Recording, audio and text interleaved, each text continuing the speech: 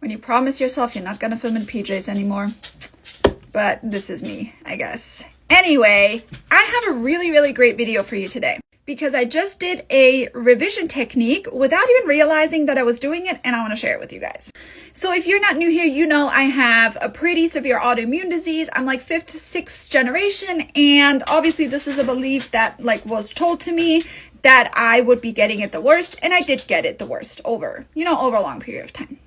And there was a time where I needed to rely on certain prescription medication to the point where I couldn't even get out of bed without it.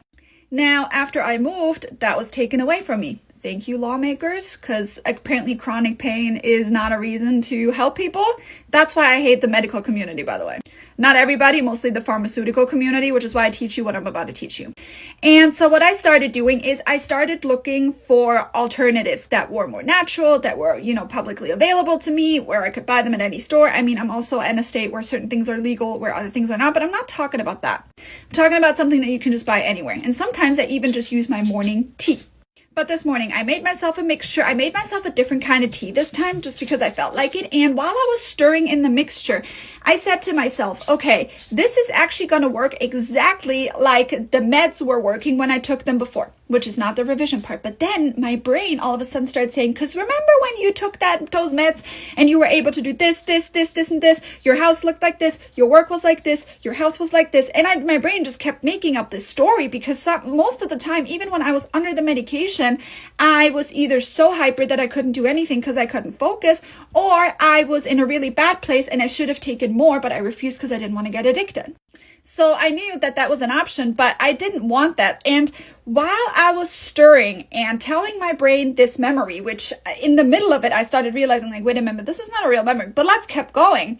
You can see I'm like crazy already. I started getting more energy. I started getting more clear-headed. I'm literally tripping over my words because my brain is going a million miles an hour right now.